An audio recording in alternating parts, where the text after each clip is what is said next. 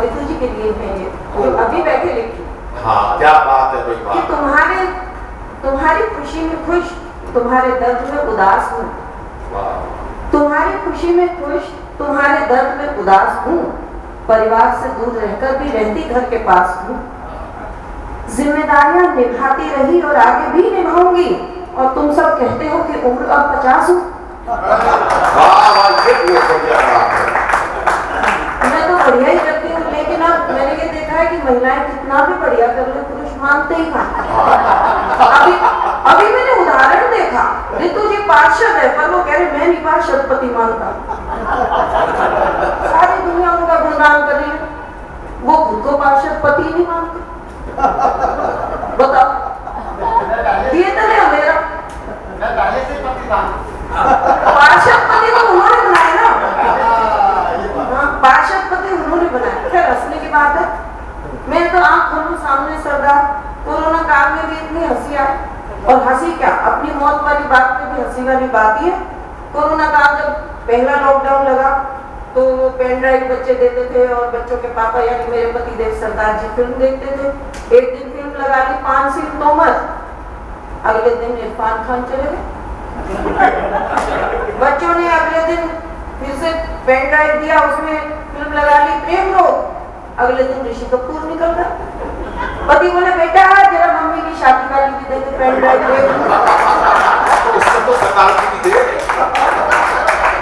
वो तो देख रहे थे ना। उस दिन से पेन ड्राइव छुपा के रख के बैठी। और क्या, लोग कहते हैं कि औरतें गलती नहीं मानती। मनोज जी आप भी कहते हो कि पत्नी गलती नहीं मानती, पर मैंने तो पूरे कोरोना काल में अपनी गलती स्वीकार की कि हे पति मैंने तुमसे शादी करके जिंदगी की सबसे बड़ी गलती। मैं तो टेंशन ही नहीं लेती और पता नहीं बात भी कहां से निकल आती है। सुबह हरविंदर जी का सुबह फोन आया, आज किधर से निकलोगी मुझे लेती जाओगी। सुबह फोन आया क्योंकि इन्हें पता था सुबह स्कूल जा रही होगी। मैंने कहा हाँ मैं उधर से बनाऊंगी। इतने में ना इंदु जी की आवाज आई, उनकी पत्नी जी बोली उठ जाओ चाय बनाऊं। हरविंदर बोले बात कर रहा हूँ करने दे। बोली उठ जाओ चाय बनाओ। बोले तू चाय बना, मैं क्या पतीले में सोया हूँ। मतलब वाकई बात ठीक है, हरियाणा वाले जवाब इतने बढ़िया दे देते हैं। अब हंसराज जी की पत्नी मायके गई हुई थी, वहां से किसी बात पर लड़ी। बता दिया इन्होंने मुझे, मैं सोनो पे गई थी ना, बता रहे थे, कह रहे पत्नी आज मायके से ही लड़ रही थी। मैंने कहा भगवान मायके गई हुई है वहां से क्यों लड़ रही है? तो पत्नी बोली भाभी हमारी बोली वर्क फ्रॉम होम चल रहा है।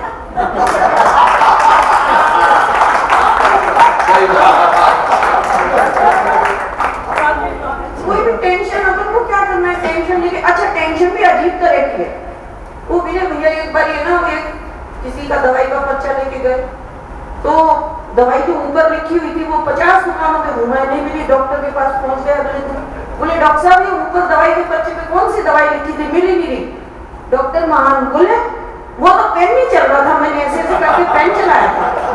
बोले नालायक तुमने पेन चला दिया, मैं 50 दुकानें घुमाया और एक ने कहा ये दवाई कल मंगवा दूंगा, दूसरा कह रहा है कि ये वाली कंपनी की नहीं है दूसरी कंपनी की दे दूंगा, और तीसरा वो महान बोला इसकी बड़ी डिमांड है, ब्लैक में चल रही है, मंगवा दूंगा। तो कोरोना में कुछ भी चल रहा है, क्या चल रहा है, लेकिन चल रहा है तो चल रहा है। मेरा समय हो जाए तो बताइए देना, टेंशन आप लोग लो, मेरा टेंशन नहीं। और क्या, हम टेंशन लेते ही नहीं। कह रहे 7 मिनट तेरे, अरे हम तो 10 साल चुपचाप बैठे रहे, देश चल गया था।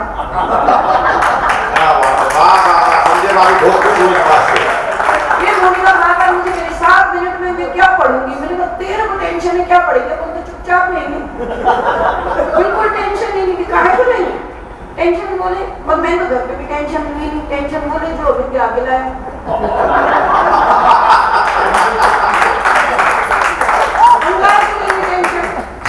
सच में एक दिन मेरे पति मुझे कह रहे, सारी दुनिया को कहती रहती है कि टेंशन नहीं लेनी, तू लेती तो है टेंशन। तो मैंने कहा आगे से ये क्या दुनिया आपसे शादी हुई है इसलिए लेती हूँ टेंशन, कह रहे तू यही कहती रही टेंशन नहीं लेती।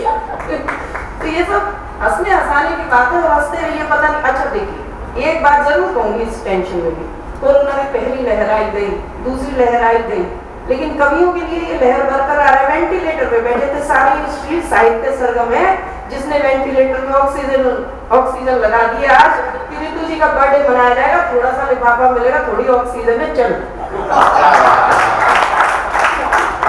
तो कवियों को ऑक्सीजन देने के लिए श्री साहित्य सरगम का एक बार आप सब तालियां बजा दीजिए।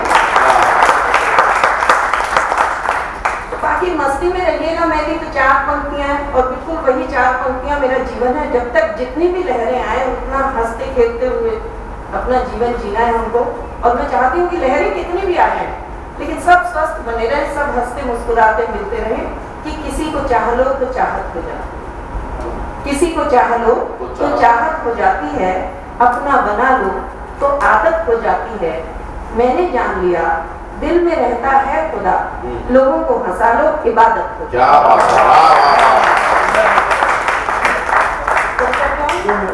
2 मिनट क्या बोलता सुनाई ये चलो।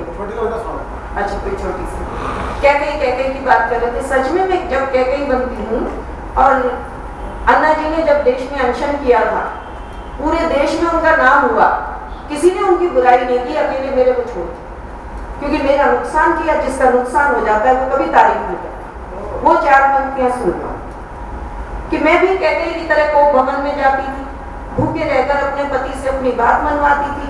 मुझे भूखा देख पति हुए परेशान जाते थे, मुझे खाना खिलाने की खातिर बात मेरी मान जाते थे।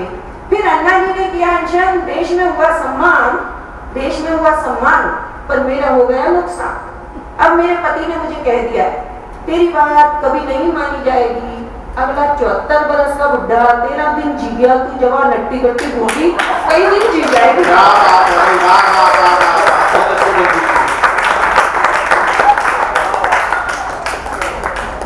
4 दिन पहले मेरी और मेरे पति की हुई जोरदार लड़ाई।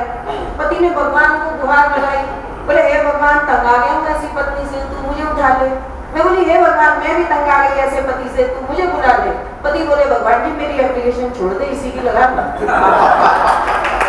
पर हम दोनों पति पत्नी इसी तरह लड़ते झगड़ते जिंदगी गुजार क्या करते हैं। हम दोनों एक दूसरे से नहीं, उस ऊपर वाले से डरते हैं। वो जैसे चाहे डुबकी बजाता है, वो जैसे चाहे सबको नचाता है, सिर्फ और सिर्फ उसी के हंसाने से हंसती है ये दुनिया, वरना इस दुनिया में कोई नहीं जो दूसरों को हंसाता। वो वाली एक कविता भी सुना देती हूँ और स्थान लूंगी क्योंकि समय की मर्यादा है। हम बच्चों की संस्कार की बातें करते हैं सिर्फ 2 बार कि ढूंढ रही हूँ वो बच्चे जो मदर्स डे नहीं मनाते थे, ढूंढ रही हूँ वो बच्चे जो मदर्स डे नहीं मनाते थे, लेकिन जब भी माँ आवाज दे हाँ माँ कहकर दौड़े चले आते। ढूंढ रही हूँ वो बच्चे जो मदर्स डे नहीं मनाते थे, पर जब भी माँ आवाज दे हाँ माँ कहकर दौड़े चले आते थे। शायद बैटरी वाली कारें या मोबाइल नहीं थे उस वक्त, इसीलिए तो बच्चे पापा की पिद्दी पर घोड़ा बन चढ़ जाते थे। ढूंढ रही हूँ वो बच्चे जो मदर्स डे नहीं मनाते। शायद कागज के नोट नहीं, देखिए बात कहाँ कहने की कोशिश की कि शायद कागज के नोट नहीं सिक्के मिला करते थे जेब खर्च। शायद कागज के नोट नहीं सिक्के मिला करते थे जेब खर्च, इसीलिए बच्चे पैसों का वजन जल्दी समझ जाते थे।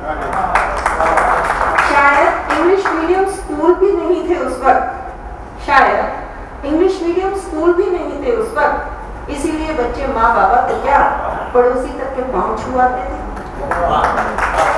और राजनीति और मीडिया का भी इतना प्रचार नहीं था उस वक्त। अब जो कहने जा रही हूँ वो तंज समझिएगा कि राजनीति और मीडिया का भी इतना प्रचार नहीं था उस वक्त, इसीलिए तो गली में बच्चे रामू काका और रहीम चाचा की आवाज लगाते थे।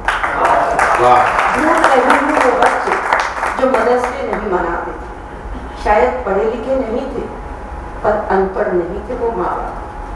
शायद पढ़े लिखे नहीं थे पर फिर भी अनपढ़ नहीं थे वो माँ बाप, जो ताजी हवा के लिए कमरे के बोनसाई नहीं आंगन में पेड़ लगाते थे। ढूंढ रहे हैं बच्चे। बहुत बहुत शुक्रिया।